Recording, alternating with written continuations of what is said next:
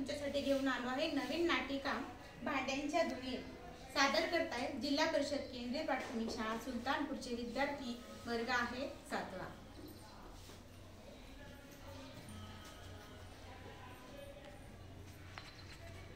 माझे नाव आदिती वेताळ, माझे पात्र जात आहे। माझे नाव आलिया शाह, माझे पात्र दगडी पाटा आहे। माझे नाव सिद्धी चव्हाण, माझे पात्र सुरई आहे। माझे नाव ईश्वरी चव्हाण, माझे पात्र खलबत्ता आहे।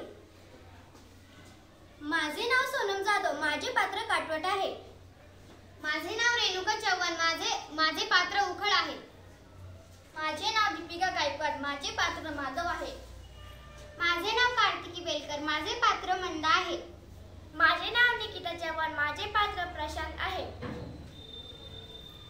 माझे नाव सप्तशृंगी, माझे पात्र आदिती आहे। माझे नाव निकिता निंभोरे, माझे पात्र अरुण आहे। चला तर नाटकाला सुरुवात करूया।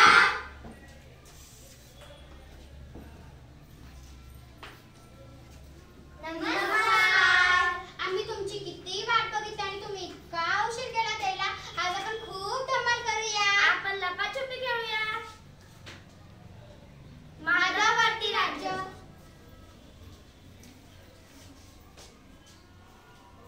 माधव, अरुण, प्रशांत, मंदा सर्वांनी इकडे या। काय झालं? हे काय आहे? काय मुलांना, ओळखले नाही का मला? मी जात। तू इथे काय करतोस? काय सांगू तुम्हाला, आजकाल लोक माझा फक्त लग्नाची हळद आणण्यासाठी उपयोग करतात, नंतर एका कोपऱ्यात ठेवून देतात। आता काय, माझे नवे मित्र स्वयंपाकघरात विराजमान झाले आहे। तुझे मित्र सगळे सोयरे कोणते आम्हाला नाही समजलं। तुम्हाला काहीच माहित नाही आमच्याबद्दल? सांगूया का आपण यांना आपला जन्म, विकास, आपल्यात होत गेलेल्या बदलांची माहिती?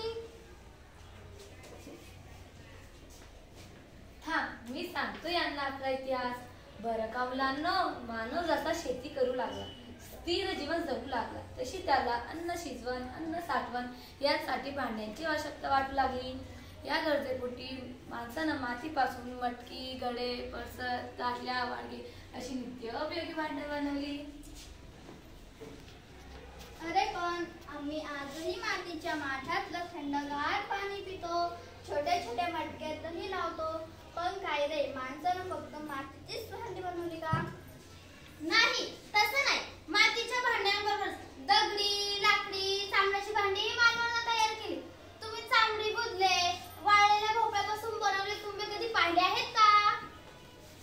हो, मी आंतरजल भांड्यांची खूप चित्र पाहिली आहेत। अजूनही आदिवासी भागातील लोक अशा वस्तूंचा उपयोग करतात हेही वाचलं आहे। मुलांना, लाकडापासून बनवलेली भिंतीला ठेवलेली काटोपा, गव्हाचं, बाजरीचं, ज्वारीचं पीठ मळवण्यासाठी, भाकरी थापवण्यासाठी तिचा उपयोग केला जातो।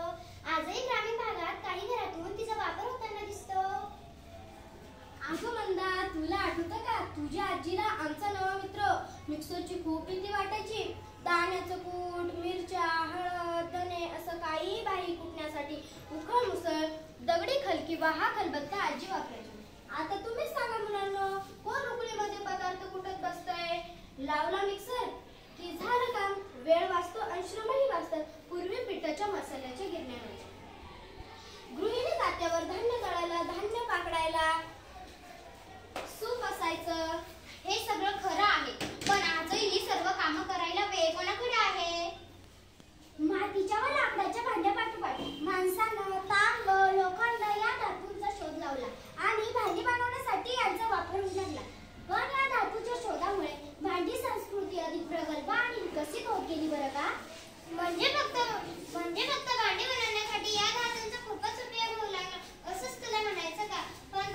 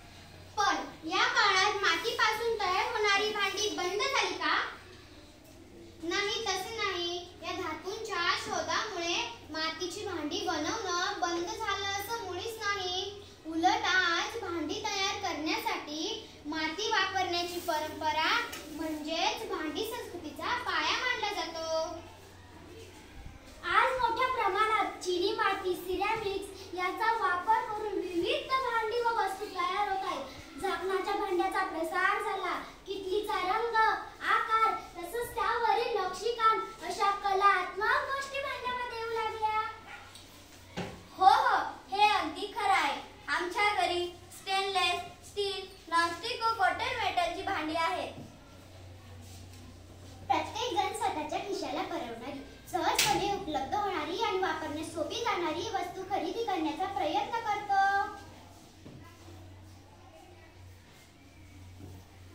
एकूण काय तर भांडी हे मानवी संस्कृतीचं अविभाज्य अंग आहे. गरजेनुसार जिथे जिथे मानवी समाज तिथे तिथे भांडी असणारच.